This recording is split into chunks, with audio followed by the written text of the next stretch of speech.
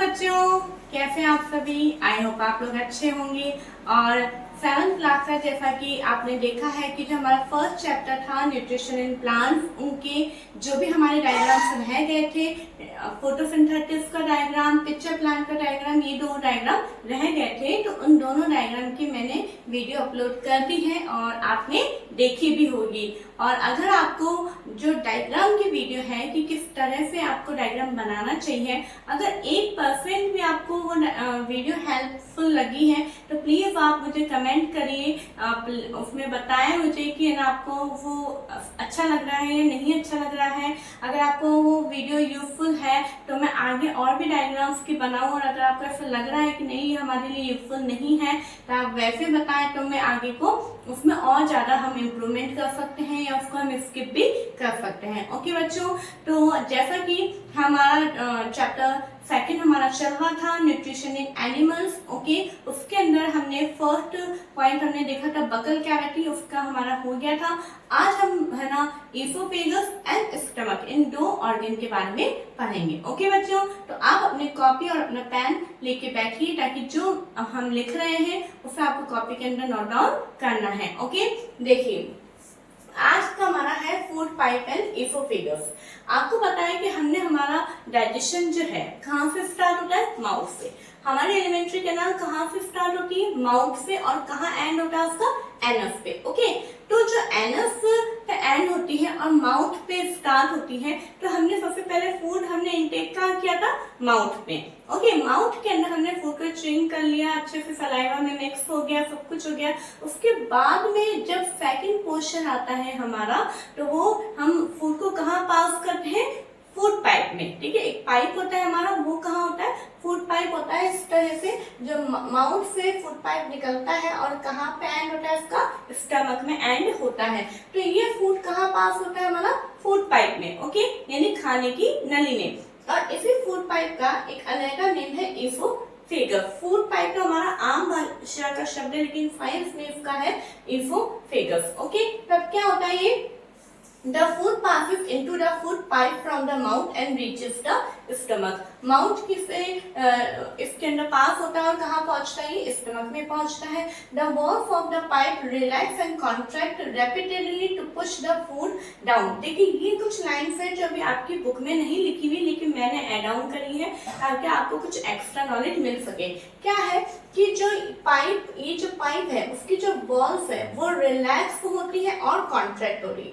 देखिए सबसे पहले रिलैक्स है, फिर कॉन्ट्रैक्ट हो गई, फिर रिलैक्स हो गई, फिर कॉन्ट्रैक्ट हो गई। ऐसा क्यों हो रहा है, क्योंकि ताकि ये जो फूड है उसको पुश किया जा सके नीचे की तरफ। ठीक है, पुश द फूड डाउन, जो फूड है उसको नीचे की तरफ जो है वो पुश किया जा सके। उसके लिए क्या करना पड़ेगा, इस तरह से कॉन्ट्रैक्ट फिर रिलैक्स, कॉन्ट्रैक्ट फिर रिलैक्स, इस तरह से होता हुआ ये फूड पुश होता है। अपने को लगता बहुत आसान है कि फूड इस पाइप के अंदर आके वो अपने आप आ जाएगा, ऐसा नहीं होता है। इफ जो पाइप के वॉल्स है उसको थोड़ा सा यहाँ पे वर्क करना पड़ता है। ओके, अब यहाँ पे क्या है कि जैसा कि हमने देखा था कि माउथ के अंदर फूड का डाइजेशन स्टार्ट होता है। आपको याद करिए आप इस बात को कि माउथ के अंदर हमारे फूड का जो डाइजेशन है वो किसका होता है, स्टार्च का होता है, और स्टार्च जो है शुगर के अंदर कन्वर्ट होता है। लेकिन यहाँ पे जो इसोफेगस ऑर्गन है उसके अंदर किसी प्रकार का कोई डाइजेशन नहीं होता है, इसलिए मैंने लाइन को लिखा है no digestion take place in the oesophagus.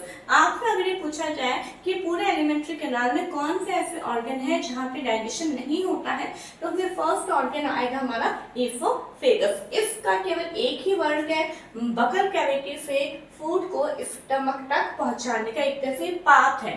एक तरह से जैसे हमारे घरों के अंदर होता है, नीचे टैंक होता है, ऊपर टंकी होती है पानी की, तो नीचे टैंक से पानी टंकी तक ऊपर लेके जाने के लिए पाइपलाइन होती है। बस इसी तरह से जो है क्या कहते हैं, यहाँ पे इसका एक वर्क है। ओके, आई होप आपको ये समझ में आ रहा होगा। ओके, नेक्स्ट अब आता है हमारा स्टमक। ओके, फूड जो है इसोफेगस के बाद में कहाँ आ रहा है, हमारे स्टमक तक आ रहा है। अब स्टमक में क्या होता है वो हम देखेंगे। सबसे पहले हम देखेंगे शेप ऑफ स्टमक, यानी स्टमक की शेप कैसी होती है, इसके अंदर क्वेश्चन आता है।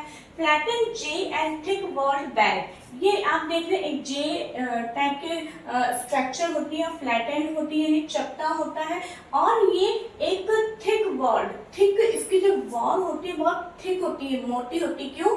क्योंकि पूरा फूड आइटम जो है बहुत काफी टाइम तक इसके अंदर रहने वाला है, तो ये कहीं फट ना जाए, ठीक है, इसलिए इसकी वॉल कैसी होती है, थिक होती है, मोटी होती है, ठीक है।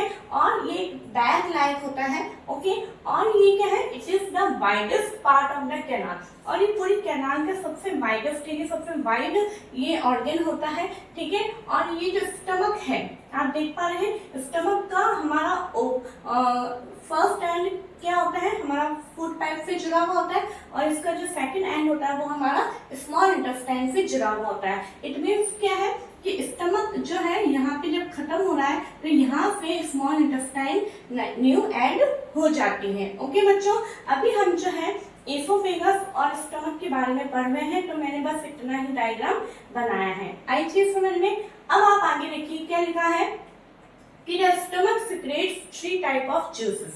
जो स्टमक है वो 3 टाइप्स के जूस सिक्रेट होते हैं। यहाँ पे आपको पूरा याद करने के लिए मैंने अलग अलग पॉइंट करके लिखा है, क्योंकि इसमें क्वेश्चन आता है कि how many type of juices are secrete in stomach, stomach में कितने प्रकार के जूस सिक्रेट होते हैं। तो सबसे पहले आपको ये पता होना चाहिए 3 टाइप्स के होते हैं। अब कौन कौन से होते हैं, तो फर्स्ट है हमारा म्यूकस, सेकंड है हमारा हाइड्रोक्लोरिक एसिड जिसको फॉर्मूला होता है HCl, okay, and third is digestive juice. Okay, तो ये क्यों सिक्रेट होते हैं, इनका कुछ ना कुछ तो काम होगा। जैसे कि मैंने पहले भी बोला था कि अगर हमारी बॉडी में कुछ चीज है तो अननेसेसरी कुछ भी नहीं है, सबका कुछ ना कुछ फंक्शन है। तो यहाँ पे म्यूकस का क्या फंक्शन है वो देखिए। म्यूकस के फंक्शन से पहले मैं हाइड्रोक्लोरिक का फंक्शन आपको बताना चाहूंगी। वो क्या है, this acid, hydrochloric acid, okay, this acid kills many bacteria that enter along with the food and create acidic medium। ये जो हाइड्रोक्लोरिक एसिड है, ये सारे हाइड्रोक्लोरिक एसिड है, म्यूकस है, ये डाइजेस्टिव जूस है, ये सारे यहाँ इनर लाइनिंग से सिक्रेट हो रहे हैं, ओके। अब ये जो एसिड है वो क्या काम कर रहा है, जो फूड आया है, फूड के अंदर जितने भी बैक्टीरियाज हैं, ठीक है, इन्फेक्शन माइक्रोब्स हमारे अंदर पाए जाते हैं, तो जितने भी फूड के अंदर बैक्टीरियाज हैं जो कि फूड के साथ इस स्टमक में एंटर हुए हैं उनको किल करता है, और साथ में इस फूड का मीडियम जो है वो एसिडिक मीडियम में कन्वर्ट करता है, कई में एसिडिक मीडियम में ये कन्वर्ट करता है। अब यहाँ पे आप देखिए, आपने कभी देखा होगा कि जो एसिड होता है उससे हमें कितना बचना होता है। क्यों? अगर एक ड्रॉप भी एसिड हमारे लग जाता है तो हमें बहुत जलन होने लग जाती है, और अगर वो एसिड बहुत पावरफुल होगा तो हम जल भी जाएंगे। तो यहाँ पे जो एसिड है बिल्कुल पावरफुल है, बिल्कुल प्योर है। तो अगर ये एसिड जो है, एसिड के कारण हमारे स्टमक की जो वॉल है वो जल सकती है, डिस्ट्रॉय हो सकती है, तो उससे बचाने के लिए कौन मदद करता है, म्यूकस। कौन मदद करता है बच्चों, म्यूकस। अब म्यूकस देखिए, म्यूकस क्या है, the inner lining of the stomach secrete mucus. ये म्यूकस भी जो है स्टमक की इनर लाइनिंग अंदर की जो लाइंस हैं, ये जो मैंने रेड लाइन बनाई है, यहाँ से ये सिक्रेशन होता है। और इसका फंक्शन क्या है, it protects the lining of the stomach. ये जो है स्टमक की लाइनिंग को प्रोटेक्ट करता है, कहीं एसिड के इफेक्ट से ये जल ना जाए, ये खराब ना हो जाए, डिस्ट्रॉय ना हो जाए, ठीक है ना, उससे ये म्यूकस जो है प्रोटेक्ट करता है। एक तरह से प्रोटेक्टिव लेयर आप इसको बोल सकते हैं, ओके। तो म्यूकस क्या करता है, एज अ प्रोटेक्टिव लेयर है जो कि एसिड से इसको बचाता है। हाइड्रोक्लोरिक एसिड क्या काम करता है, फूड के अंदर जितने भी बैक्टीरिया है, माइक्रोब्स जो एंटर होते हैं उनको किल करता है और एसिडिक मीडियम बनाता है। और साथ में थर्ड एंड लास्ट जो है वो है डाइजेस्टिव जूस। वो क्या काम करता है, the digestive juice break down the protein into simpler substance. इसका मतलब क्या है कि फूड के अंदर जो प्रोटीन सब्सटेंस आएंगे, देखिए माउथ के अंदर, यहाँ मैं साइड में लिख देती हूँ, माउथ के अंदर याद करने के लिए आप जरूर लिखिए, माउथ के अंदर स्टार्च शुगर के अंदर कन्वर्ट हुआ था, ओके। ये चीजें आपको याद होनी चाहिए। अब स्टमक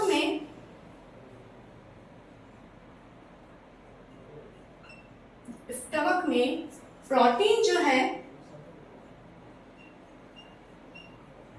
ये काय में कन्वर्ट हो रहा है, सिंपलर सबस्टेंस में। Okay, simpler substance. तो इट मीन्स यहाँ पे किसका डाइजेशन हुआ है, प्रोटीन का। स्टमक में काय का डाइजेशन हुआ है, प्रोटीन का डाइजेशन हुआ है। स्टमक में काय का डाइजेशन हुआ है बच्चों, प्रोटीन का। माउथ में काय का हुआ था, स्टार्च का। तो आपको ये यहाँ पे याद करना है। तीनों तरह के जूसेस के इस तरह से अलग मैंने हेडिंग डाल के, फंक्शन डाल के लिखा है। आप भी जब इस तरह से अपनी कॉपी में लिखेंगे तो आपको याद करने में बहुत ही आसानी हो जाएगी। और साथ में आपकी डायग्राम भी बना के रखना। यहाँ पे भी आप एक काम और कर सकते हैं कि जैसे मेरा तो यहाँ पे पेज इतना ही था, आप पूरी कॉपी का आप पूरा फुल पेज लीजिए, पूरे फुल पेज में आप ये बनाइए। जैसे आपने यहाँ पे म्यूकस लिखा है तो म्यूकस के साथ में आप यहाँ पे इसका फंक्शन लिख सकते हैं, यहाँ पे हाइड्रोक्लोरिक के साथ में इसका फंक्शन लिख सकते हैं। ठीक है, ये मैंने अलग अलग कलर से बनाया है ताकि अपन इसको आइडेंटिफाई कर पाए।